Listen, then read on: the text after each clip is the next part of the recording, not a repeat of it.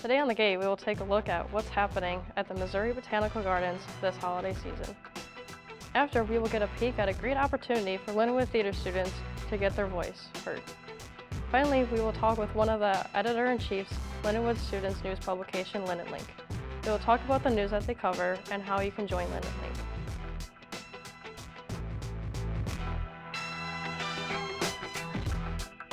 Welcome to The Gate. I'm Elma Zwicky. It's getting colder outside, which means that we are nearing the holiday season.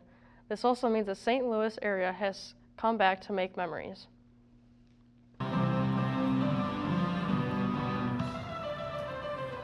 Missouri Botanical Gardens has once again began their tradition of lighting up the garden with a vast area of Christmas lights. Each section of the garden holds its own unique theme and display, from candy cane striped tunnels to dancing lights. The garden continues to improve its show, from the last adding brighter and fancier lights each year. This holiday season, you can visit the Grand Grove Frosted Forest, Brilliant Blooms, and many more fantastic light displays. Hundreds of people flock to the gardens each winter, warm their spirits, and make new memories. Garden Glow has left a lasting impact on the St. Louis community. Well, environmentally, I'm not thrilled, but I think it's a nice way to bring people that wouldn't normally come to the garden. So similar. I love the garden. It's my favorite place in St. Louis, and if it brings in revenue to help their cause, I'm all for it. I think they've been really effective, and they, have beautified the area. Yeah. I think it's made a nice place for families to come. Saw a family back there volunteered to take their picture at one of the portrait places. So if that can make some lasting memories and help people that love what the garden does elsewise, because that's the real message. During Garden Glow, visitors can take in the vast amount of plant species the garden boosts illuminate in the night. Afterwards, the kids can tell their Christmas wish to Santa Claus. Garden Glow is truly a magical event for everyone and their family during their holiday season.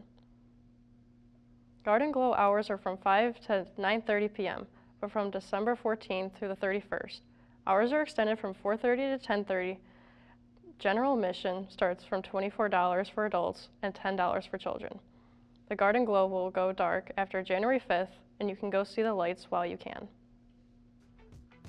Coming up after the break, Lindenwood theater students have an opportunity to create something that they love.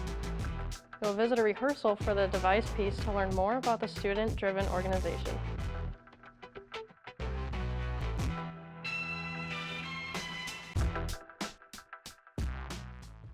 When it comes to something as important as a job in broadcasting or in job, whatever you're searching for, Lindenwood puts that emphasis in you rather than just the education. So take advantage of it and be like a ton of alum that walked out of Lindenwood that were proud to be a Lion.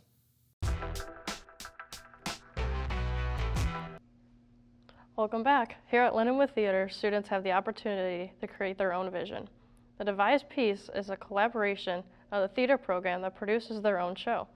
Throughout the year, students get to take part in designing and creating this unique piece. It gives them an opportunity to create something that is important to them and that they are proud of. We join the group at rehearsal to learn about their creative journey, and talk to the stage manager, Amber Perry.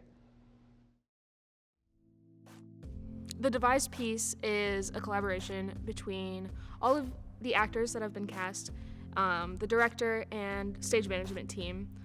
We all get together and we create this new thing that no one has ever seen before. So the cast, the director, and stage management, we're all going to work together to write this. And it's really exciting to see that everybody kind of has an interest in the same thing. And we didn't intend for that when we cast. And so it's just really exciting to see all of that and seeing them to collaborate, because they take themes from those stories and try to build scenes and moments that fit with those, and it's just really exciting to see them create like that.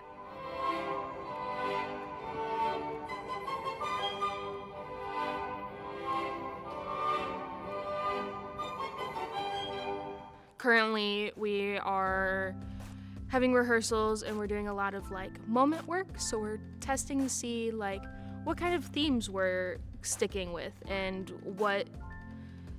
what's drawing us and what kind of like props might work and what lighting might work better for us. It's been really helpful to have our director, Ed Reggie, who has worked on several Devised pieces. So he kind of knows where to start. He's talked to people, but a lot of people have a big fear surrounding it because they have no idea what it's going to look like. They don't know what it's about, where it is, any of that. And so trying to get people not to fear it so much, but to be excited about it instead of avoiding it. We'll start back up in January, and we will be rehearsing until April. So that's about 4 months.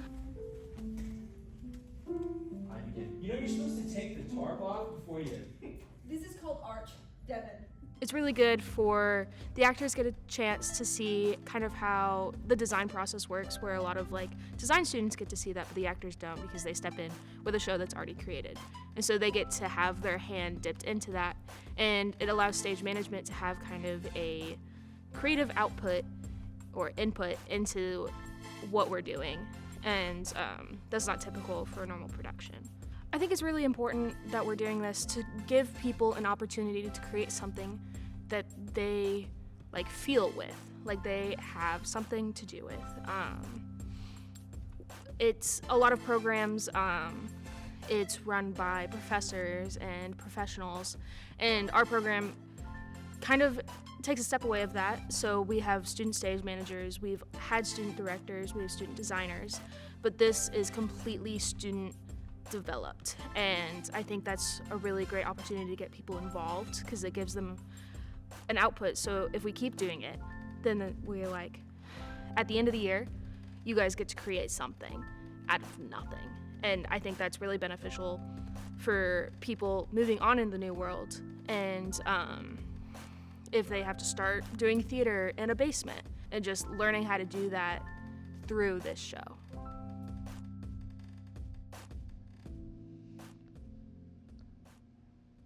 As these students continue to create their own work, keep an eye on Lindenwood's theater page to find out when they will be performing. It is a great opportunity to have an enjoyable evening while supporting these students and their creations. Coming up, after the break, we'll talk to Josh Calloni about Lindenlink, Lindenwood's student news publication, covering news around Lindenwood and the St. Charles area.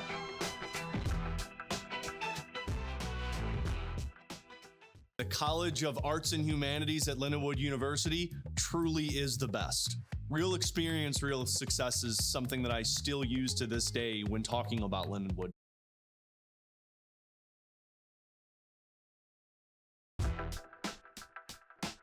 Welcome back to The Gate. I'm Caleb Woods. Today we're joined by Lindenlink Editor-in-Chief, Josh Calloni. Thank you for joining us today, Josh. Of course, happy to be here. So what is Lindenlink and what do they cover? So we are the student news publication at Lindenwood. We cover everything, opinions, news, culture. Sports is our big one. But basically anything that our staff wants to write within reason, we cover, whether it be local or worldwide. So you mentioned that sports was most prominently covered, and why is sports more prominently covered for Lindenlink? Most of our staff is communications department, and I think a lot of the communications department is sports oriented, if you will. Like everybody wants to cover sports, so I think that's kind of reflecting on what we post. But you know, sports is the big thing here. There's not a whole lot else that really goes on campus, so sports is one of our big pulls for sure. And what is the most popular sport to be covered by Lindenlink? We get a lot of hockey articles. We have a lot of hockey with the D2 teams and the D1 teams, and we cover the away games for those as well. But volleyball has been really popular too, especially with their success. Those stories have done really well. So Josh, how long have you been a part of Lindenlink, and how did you join? This will be my second year. By the time I finish, I'll have 3 full years on staff when I graduate. I joined, it was brought up in my first semester here in the communications seminar. And I had done it in high school, and I was like, oh, you know, I kind of want to continue to do that because I aspire to do journalism. And I joined, and yeah, the rest is history. It's the best decision I've ever made. All right. So typically, how many people are part of Lindenlink? Right now, we have about 11 on staff in some capacity, which is the most we've had in a very long time. When I joined, we had 5 or 6, and getting 1 to 2 stories up a week was the goal. This year with 11, we get about 12 stories up a week, and we've definitely taken a big step forward since I've joined. So can you describe that big step forward from you joined from like 5 to 6 stories to now posting every day? Yeah, I think the big thing is numbers, right? You have more people that are part of staff. You get you have numbers to produce the stories, but we went to a different direction with our sports. Before it was try to interview coaches and players, and that became really hard with reaching them. So we scrapped it to just focus more on photo galleries, and it's a lot easier to take photos at an event, go home, edit them, post them, and write a story to go with it than it is to reach out to coaches and players, just because of how being able to reach them here. So I think that really helped in taking a step forward on getting more out quickly, and definitely, like I said, having more people on staff helps a lot as well. It truly does to have that amount of people and having more stories being produced than less stories. That's kind of good. It's really nice, especially for each individual person. I remember my first couple weeks in semester there was like we had 2 people covering sports, so there's a lot of sports that happen here, so you really have to be on top of things. Now we've covered every home sports event this year, and I think each of our sports writers have maybe written 15 stories each, which sounds like a lot, but really over the course of the semester, it's not that bad at all. Right. So you are the editor-in-chief. How did you become into that position of being the editor-in-chief? Rank, I guess, just being there the longest. I'm the longest tenured at this point. I started off, it was basically the minute I joined Lindenlink, I was put into the sports editor position. And then last year, I kind of was like a co-editor, helped out with that, and still did sports, did photo editor. And then this year, with everybody that was above me graduating, I kind of came into the role naturally. And so you just like followed the transition up? Seniority. Seniority. That's kind of cool, Josh. So when does Lindenlink meet, and what does a typical meeting look like? Next semester, we'll meet every Thursday at 4 p.m. at the McClure Media Lab. The meetings are pretty laid back. I don't like to keep things too formal. I don't think it's supposed to be fun, right? We're having a good time.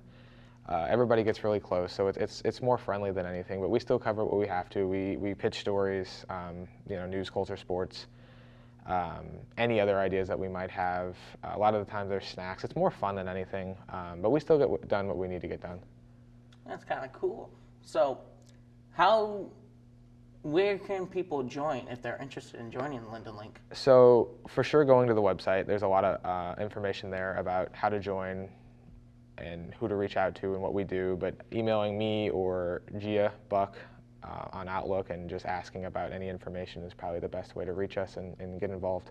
All right, and before I let you go, what was your favorite article that you've ever written for Lindenlink, and why is your favorite article? I have a couple.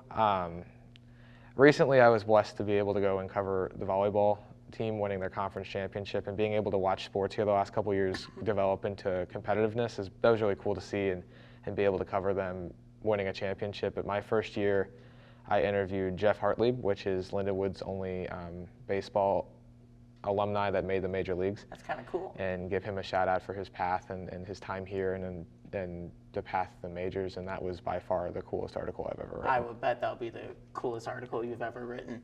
And if you're interested in joining Lindenlink, you can go to lindenlink.com. And thank you, Josh, for taking time out of your day to join us today. And thank you all for joining us today on The Gate.